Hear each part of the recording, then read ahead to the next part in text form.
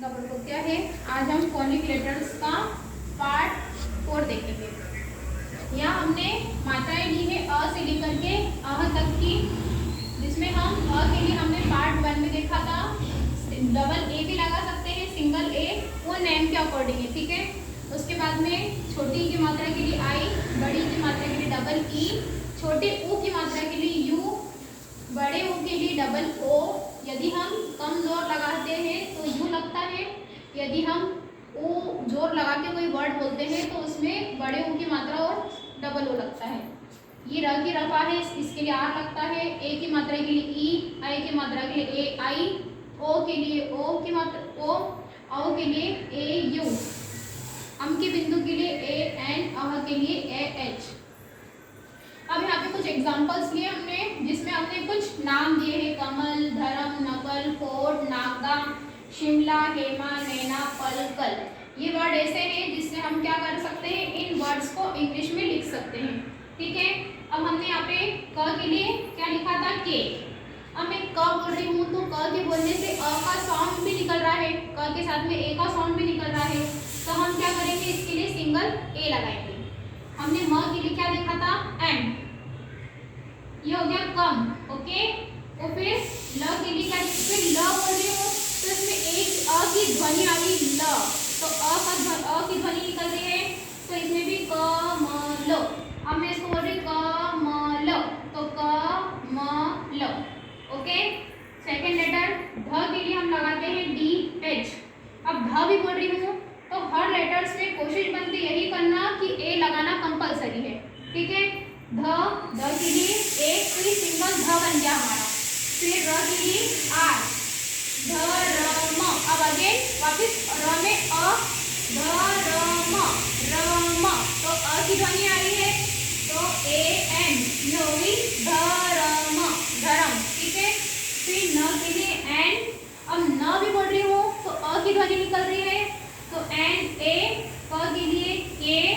अब क भी बोल रही हूँ तो वापस अगेन अ की ध्वनि निकलेगी, ए, और ये एल के लिए ल।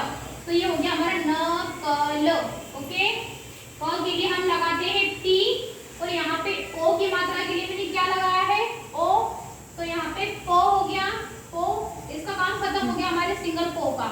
अगेन टी के लिए, ट के लिए हम लगाते हैं टी, लेकिन यहाँ उसके पहले र की रफा है, जो कि यहाँ से हमको आर लेना, ये र की रफाएं होती है, ठीक है। तो ये हो गया फोर, ठीक है। ट के लिए हम लगाते हैं टी, तो ये हमारा हो गया फोर्ट। आफ्टर दैट ये हमने नागदा, ठीक है, नाम लिया है। नागदा में न के लिए एन, आ की मात्रा के लिए ए, ग के लिए जी, नागदा। अब इसमें देखो नाग दा डायरेक्ट बोलने में आ रहा है, इसमें ऐसा तो नहीं मेरे को बोलना पड़ा नागदा, ऐसा तो नहीं, बीच में अ की ध्वनि आ रही है, नागदा, तो ठीक है। तो डी ए, द के लिए डी, आ की मात्रा के लिए ए, ओके। शिमला, शिमला में एस एच।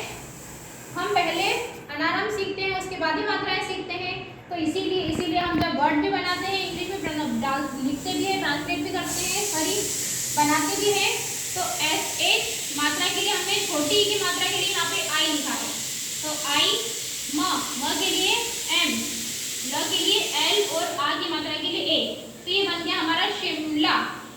ह के लिए एच, ए की मात्रा के लिए हमने यहाँ पर ए की मात्रा के लिए ई लिखा है, तो यहाँ पे हे, म के लिए एम, अगेन आ की मात्रा के लिए ए, तो क्या हो गया हेमा।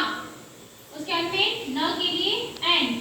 अब यहाँ पे देखो ए की मात्रा के लिए मैंने यहाँ पे ए आई लिखा है, तो नए, और न के लिए अगेन एन, फिर आ की मात्रा के लिए ए, तो ये हो गया एन, नैना। पल, अब देखो मैं पल बोल रही हूँ, पल, तो पल में भी क्या हो रहा है, अ की ध्वनि आ रही है बीच में, तो टी के लिए प, ये हो गया प, ये ल, हो गया पल। उसके बाद में कल, के, अब मैं कल भी बोल रही हूँ तो अ की ध्वनि आ रही है बीच में, ठीक है, तो के एक का, और ये ल, कल। यदि मेरी वीडियो पसंद आई तो प्लीज़ लाइक शेयर सब्सक्राइब करें और कमेंट पे जरूर बताएं। Thank you.